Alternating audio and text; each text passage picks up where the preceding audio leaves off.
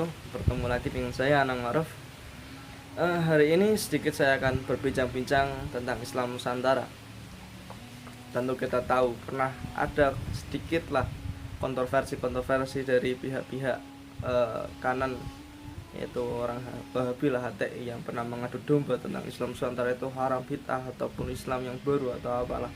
Itu sedikit saya akan meluruskan hal ini. Islam Nusantara sudah terkenal pada tahun 2015, itu dibumikan oleh Nahdlatul Ulama atau Ormas Indonesia yang cukup besar di Nusantara. Islam Nusantara sendiri secara empiris sudah ada sejak abad ke-16, yaitu salah satunya wilayah Vietnam, Filipina, Indonesia, Malaysia, dan Brunei. Di sini terbukti bahwa interaksi dan kontekstualisasi sosial kultural itu menjadikan Indonesia mampu menerima Islam dengan baik. Tentu kita tahu bahwa Indonesia sejak dahulu pada abad ke-7 ke bawah itu Indonesia belum memeluk agama Islam. Ada beberapa kontroversi dan ada beberapa spekulasi bahwa kemasukan Islam di Indonesia pada abad 7 hingga abad ke-16 Islam bisa membumi di Indonesia. Bisa dikatakan bahwa kedatangan, kelahiran ataupun kemunculan Islam Nusantara sendiri itu tidak bermaksud untuk merubah doktrinitas Islam yang dibawakan oleh Nabi Muhammad, melainkan inilah muka baru, muka Islam yang rahmatan lil alamin. Bagaimana Islam yang masuk di sini mempertimbangkan budaya, adat istiadat sehingga memiliki wajah baru.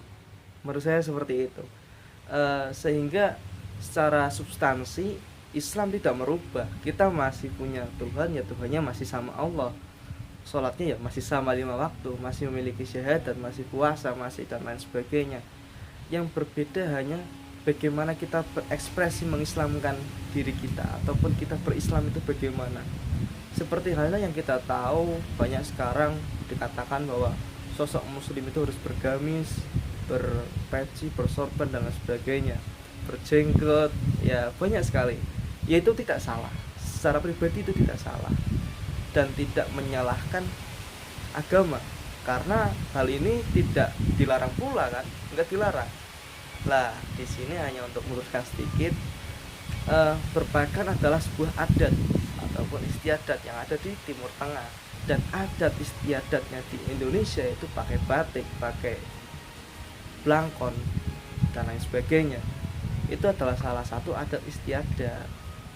Lah kalau adat istiadatnya berbeda tapi kita memiliki iman yang sama, lantas apa yang mau kita perbincangkan, apa yang kita mau permasalahkan? Orang kita sama-sama muslim.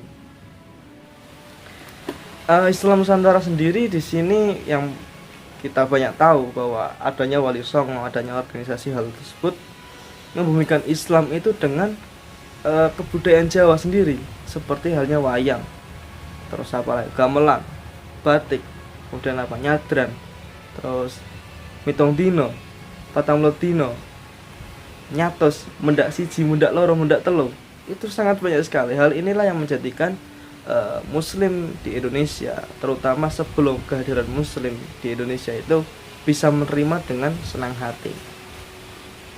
Lantas bagaimana kita menyikapi kontroversi Islam Nusantara? Di dalam ajaran Islam Nusantara, ya bukan ajaran, itu apa?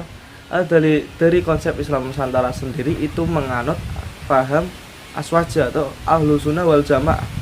Di dalam Ahlus Sunnah wal Jamaah itu ada beberapa konsep ataupun beberapa nilai dasar kita berpikir, seperti halnya tasamuh, tawasud, tawazun, iktidal. Dari 4 ini mengajarkan kita bahwa moderat, menengah, adil itu adalah salah satu kita bersikap. Nah sehingga kalau kita memiliki faham sedikit hampir persis lah dengan Ahlus Sunnah wal Jamaah, sepatutnya kita mampu moderat dan toleransi. Lah untuk yang tanda kutip adanya kontroversi tersebut, secara pribadi saya tidak akan menyikapi yang aneh-aneh. Hal ini adalah suatu perbedaan dan ini adalah suatu anugerah dari Tuhan Allah Subhanahu wa taala. Kemudian apalagi Islam Nusantara itu banyak kontroversinya. Ahlussunnah wal Jamaah. Banyak sekarang kita ketahui, seperti yang saya pernah lihat, bahwa ada yang mengatakan tidak perlu Nahdlatul Ulama, yang penting Ahlussunnah wal Jamaah.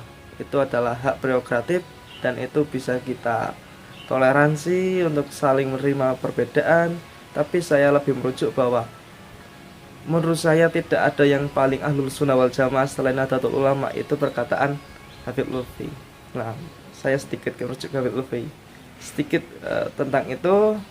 Mohon maaf bila ada banyak kata salah ataupun sikap yang kurang sopan, ataupun ada yang tersinggung karena ucapan saya menyakitkan. Mohon maaf, mohon maaf. Wallahu muwaffiq ila aqwamit thoriq. Wassalamualaikum warahmatullahi wabarakatuh. Bertemu lagi dengan saya last week. Sampai jumpa.